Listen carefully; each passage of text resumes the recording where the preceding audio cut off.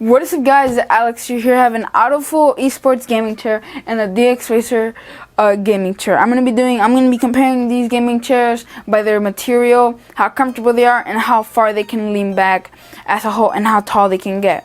But yeah, let's get on into the video.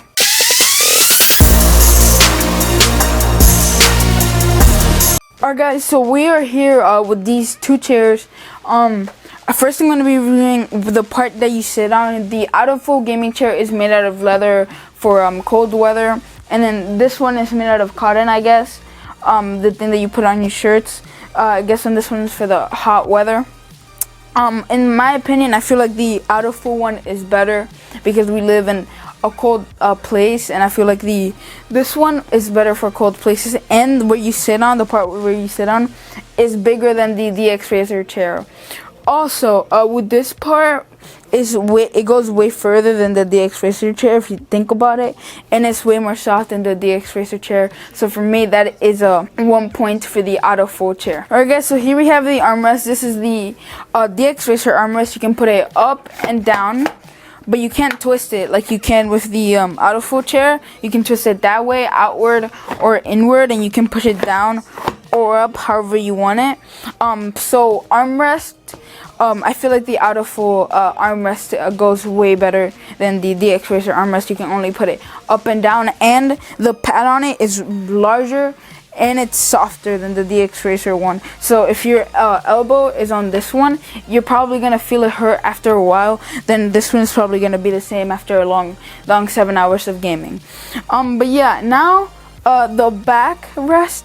The DXRacer backrest, when I first saw this chair and I first tried it out, I felt like the DXRacer backrest was a little bit too thin. Like if you put your hands in between, it's like way too thin. There's no cotton there. There's no like a rest for your back. So it's like it doesn't, like, you can't like feel it pretty much. It's just wood that sustains it, and then this one thin layer of cotton. Here it is very thick. You can feel it full of material on the inside, right here on the inside. So it's way more comfortable than the DXRacer, in my opinion, in that part.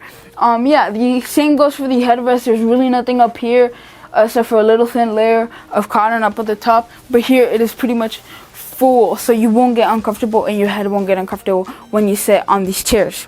Same goes for the bottom side. This one is really thin, as this one is very thick, full of material inside that supports you, and you won't get uncomfortable with these chairs. Alright, as you can see, height wise, the chairs are pretty much the same. Right here, you really can't tell a difference if one's taller. It's different. You can see my hand is on the same level. I'm not going up like this or going down like this. It's straight pretty much, so they are the same level if you put them same tall, unless you put one down and then you put one up, then they'll be obviously not the same level. But yeah, these are pretty much height, they are the same. They can go up to the same amount of height. Alright guys, so for the backrest right here, this one, as you guys can see, I don't think the camera can pick it up, but this one is thick. But it is softer than the AutoFull chair is. You can see I can fold it in whichever way I want, but it is pretty thick. So if you put this on your chair, you will feel a dent there.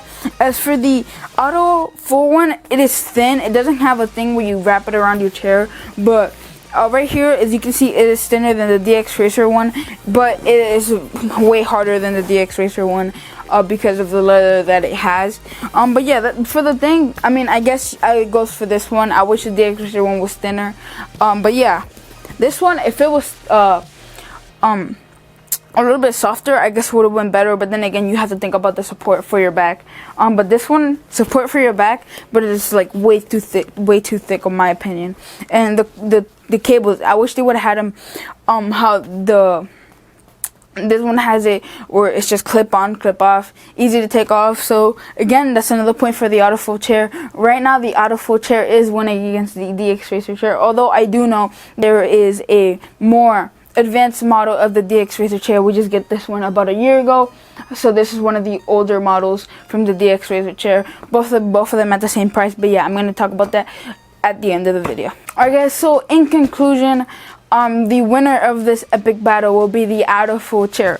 One reason that it is winning is because the armrest, you can put it up and down, same as the DXRacer, but in the DXRacer you can twist it inward or outward.